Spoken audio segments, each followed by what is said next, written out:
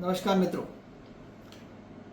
क्या आप लोगों को पता है स्मरण शक्ति, बुद्धि, ज्ञान और विद्या, इन चारों में क्या अंतर है? क्या आपको पता है कि हम लोग विद्या और ज्ञान के लिए किस ईश्वर की पूजा करते हैं या किस भगवान की देव की पूजा करते हैं, और बुद्धि के लिए हम लोग किस भगवान की पूजा करते हैं? जानने के लिए वीडियो को अंत तक देखें। मेरा नाम डॉक्टर सुमित दिंडोरकर है और मैं एक एमडी होम्योपैथ हूँ और साथ में एक स्पिरिचुअल हीलर भी हूँ। आज के हमारे इस वीडियो का विषय है मेमोरी लॉस, यानी कि स्मृति भ्रंश या फिर याददाश्त की कमजोरी। अब याददाश्त होता क्या है? किसी चीज़ को स्मरण रखने की शक्ति को क्या कह सकते हैं हम लोग? उसकी परिभाषा क्या बताएंगे कि मस्तिष्क की वह क्षमता जिससे वह अनुभवों, तथ्यों को यानी फैक्ट्स को, एक्सपीरियंसेस को, इमोशंस को यानी भावनाओं को और ज्ञान को स्टोर कर सके, सुरक्षित कर सके, और जब उन्हें आवश्यकता पड़े तो उन्हें पुनः स्मरण कर सके काम के समय। ठीक है, इसको हम लोग सामान्य रूप से मेमोरी कहते हैं। और ये किस प्रकार से काम करती हैं? इसके बेसिकली 3 स्टेप्स कहे गए हैं। सबसे पहला स्टेप है एनकोडिंग, यानी सांकेतिक रूपांतरण। हम लोग जैसे आंखों से जिस चीज़ को देख रहे हैं, इमेज मेमोरी, ठीक है, जो चीज़ आंखों से देखी जा रही है वो सबसे पहले हमारे ब्रेन में जाके कन्वर्ट होती है कोड्स के फॉर्म में। ठीक है, डेटा जिसको हम लोग सामान्य आजकल डिजिटल लैंग्वेज में कहें। फिर वो डेटा जाके कहीं स्टोर होता है, उसको संग्रहण कहते हैं, स्टोरेज में जाता है। और आखिरी में जब उसकी आवश्यकता पड़ती है, इसको रिकॉलिंग जिसको हम कहते हैं, ये तीसरा स्टेप है, किस प्रकार से ये कार्य करती है। इसको हम लोग रिट्रीवल भी कहते हैं या फिर रिकॉलिंग भी कहते हैं, स्मरण या पुनः प्राप्ति जिसको कहते हैं, पुनः संप्रेषण। तो ऐसे 3 स्टेप है, एनकोडिंग, स्टोरेज और रिट्रीवल। अब हम लोग देखते हैं कि मस्तिष्क जो है मेमोरी को स्टोर कैसे करता है। तो एक्चुअली क्या रहता है, न्यूरॉन्स के बीच में हमारे ब्रेन की जो सबसे छोटी सेल है जिसको हम लोग न्यूरॉन कहते हैं, सबसे छोटी कोशिका, न्यूरॉन्स के जो बीच रहता है, 2 न्यूरॉन्स के बीच में कनेक्शंस तैयार होते हैं और उन्हीं कनेक्शंस में डेटा स्टोर होता है। इसको हम लोग सिनेप्टिक कनेक्शंस कहते हैं। जितनी बार कोई सूचना बार बार दोहराई जाती है उतनी बार वो कनेक्शन मजबूत होते जाता है। इसे हम लोग कहते हैं न्यूरोप्लास्टिसिटी। हमारे ब्रेन में एक हिप्पोकैम्पस नाम की जगह है जो कि अल्पकालिक स्मृतियों को दीर्घकालिक स्मृति में रूपांतरित करता है। यानी ऐसी मेमोरीज जो शॉर्ट टर्म मेमोरीज है उनको हम लोग लॉन्ग टर्म में कन्वर्ट करते हैं। उसके लिए एक ऑर्गन है, दैट इज हमारे ब्रेन का एक पार्ट है, उसको हिप्पोकैम्पस कहते हैं। आपने शॉर्ट टर्म मेमोरी लॉस के ऊपर एक जानी पिक्चर भी देखी होगी, मूवी भी देखी होगी बॉलीवुड की, इसलिए मैंने शॉर्ट टर्म और लॉन्ग टर्म 2 वर्ड्स का यूज़ किया। आइए हम लोग जानते हैं कि मेमोरी लॉस के कारण क्या है। तो सबसे पहला कारण हो सकता है नींद की कमी, टेंशन एक बहुत बड़ा कारण है, चिंता, तनाव, मल्टीटास्किंग, एक बार में 10 काम करना। कई लोग बोलते हैं ना बार बार कि मैंने ये भी करना है, ये भी करना है, ये भी करना है, तो वो ओरिजिनली एक किसी काम पर फोकस ही नहीं कर पाते हैं कि उनका ब्रेन उतनी जल्दी उसको शॉर्ट टर्म मेमोरी के अंदर भी स्टोर कर पाए, फिर वो भूल जाते हैं। उदाहरण के लिए कुछ काम कर रहा है, हस्बैंड दाढ़ी बना रहे हैं या दूसरा कुछ काम कर रहे हैं, वाइफ ने बोला, पत्नी ने बोला कि आप मार्केट जाते समय सब्जियों में ये सब्जियां लेकर आ जाना, और हस्बैंड ने काम में ध्यान देते हैं, हाँ ठीक है मैं ये कर लूँगा। उस समय ध्यान शेविंग पे था उसका। अब जो मार्केट गया भूल गया क्या क्या सब्जियां लानी थी। ऐसा कई बार हस्बैंड्स के साथ में होता है, कुछ काम बताया गया है घर पर आने के बाद भूल गया। एक और सबसे बड़ा कारण इसके पीछे रहता है प्रायोरिटी की कमी।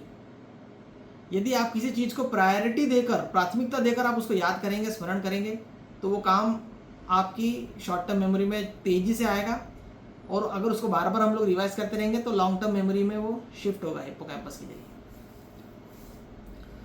अब हम लोग और भी इसके कुछ कारण रहते हैं, एज रिलेटेड फैक्टर्स भी रहते हैं कई बार, कि ब्रेन के अंदर जो है ब्रेन डिके हो रहा है, या दूसरे कुछ कारण भी उसके पीछे रहते हैं।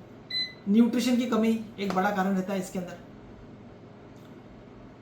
एक कारण हो सकता है जो लोग नशा करते हैं उनकी भी मेमोरी वीक रहती है। कुछ मेडिकल कंडीशंस भी रहती हैं, जैसे थायराइड हो गया, डायबिटीज़ हो गया, शुगर की बीमारी, या डिप्रेशन भी एक ऐसी बीमारी है जिसमें कि याददाश्त कमज़ोर हो जाती है। मेरे पास कई फीमेल्स आती है, कई माएँ आती हैं और बोलती कि हमारे बेटे की मेमोरी बहुत कम है, आप उसके लिए दवाई दीजिए।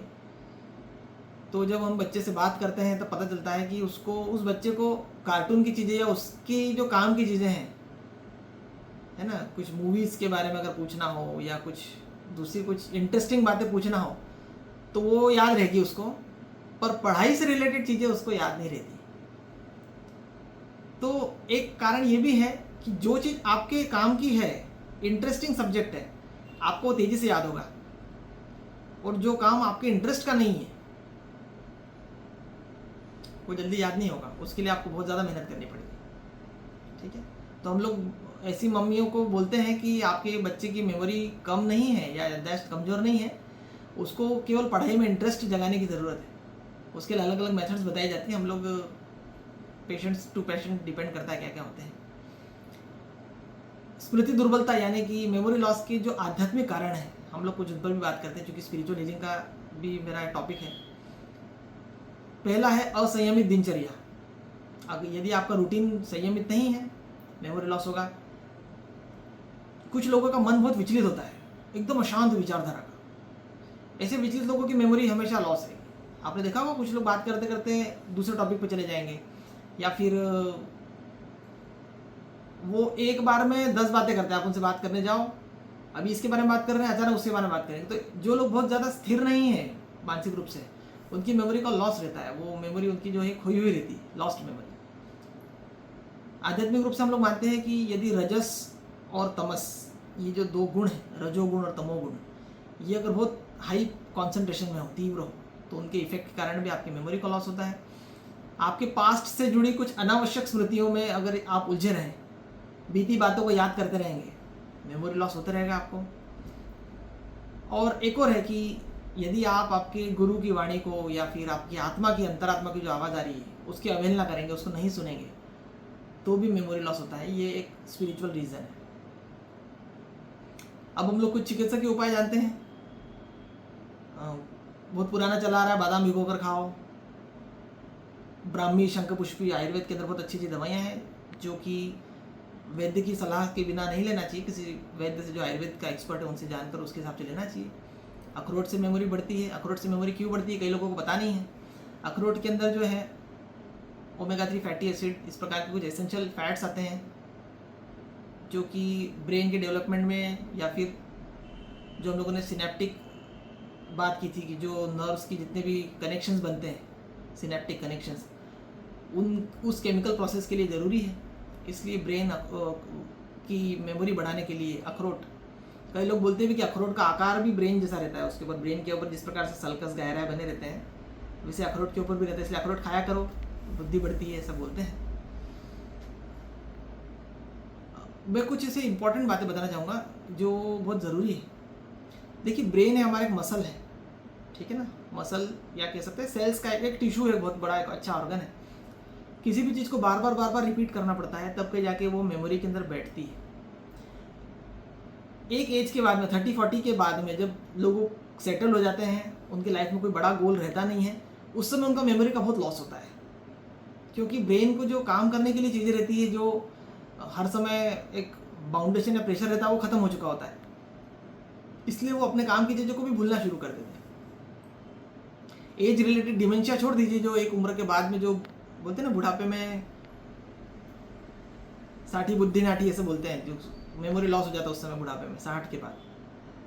बट यंग एज के अंदर 40 to 60 के बीच में यदि आपकी मेमोरी लॉस हो रहा है, तो हम लोग ऐसे पेशेंट्स को बोलते हैं कि आप रेगुलर रूप से सुडोकू, एक बहुत अच्छा मैथ्स का एक कोड सॉल्व करने का गेम रहता है, इंटरेस्टिंग रहता है, वो सॉल्व करें। वर्ग पहेली, क्रॉसवर्ड्स जिसको हम लोग बोलते हैं, पेपरों में आता है रोज़, उसको भरें आप। ऐसे कि ऐप्स हैं मोबाइल के अंदर जो कि केवल मेमोरी बढ़ाने के लिए बनाए गए हैं, उसमें अलग अलग गेम्स रहते हैं, वो खेल सकते हैं आप। चेस भारतीयों का बहुत पुराना खेल है, उससे मेमोरी का बहुत अच्छा सा डेवलपमेंट होता है।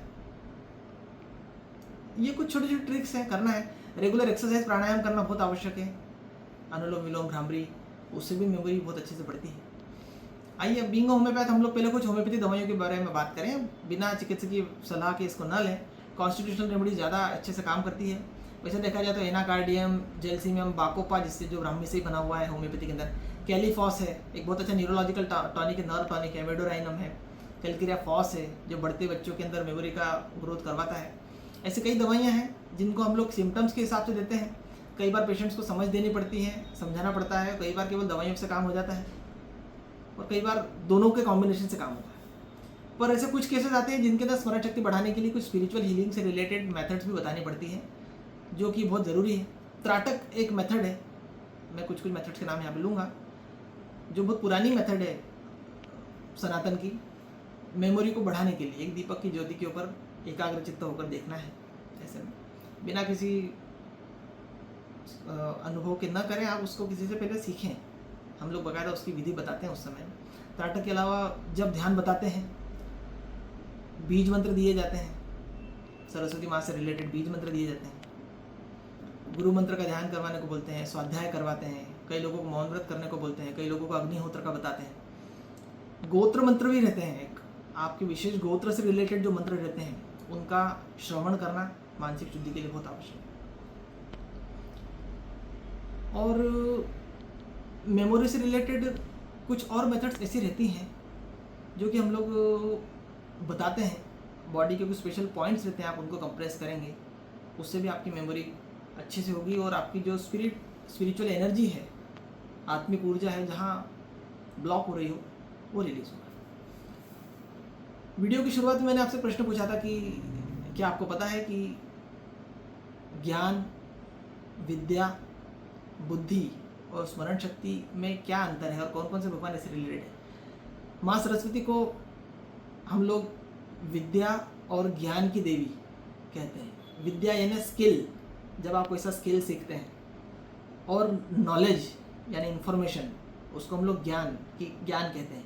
इन दोनों की जो देवी हैं वो है माँ सरस्वती।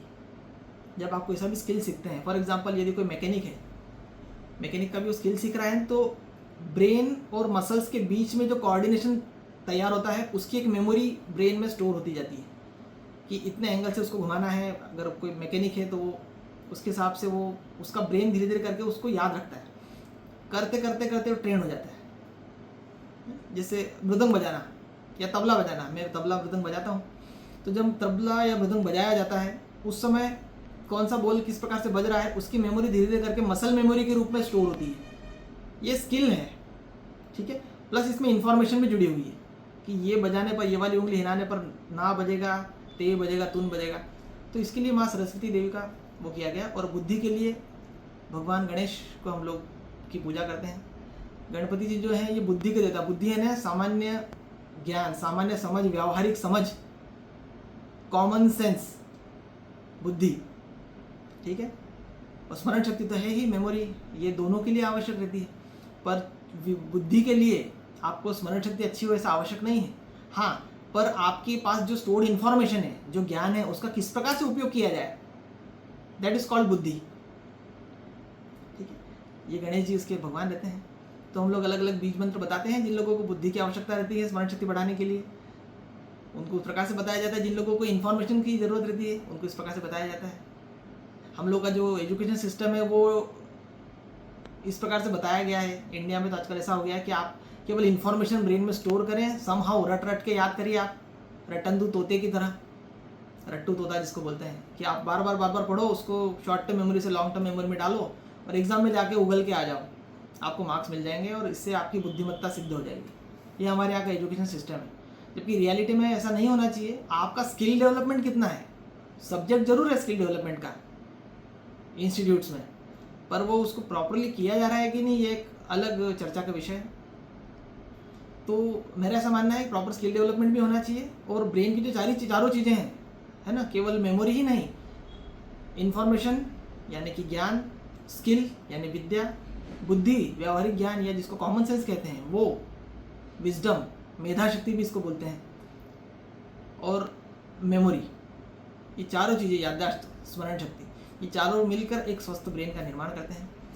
तो आप लोग मेरा वीडियो कैसा लगा कमेंट करके अवश्य बताइए। वीडियो को शेयर करें, लाइक करें और मेरे चैनल को सब्सक्राइब करें। नमस्कार।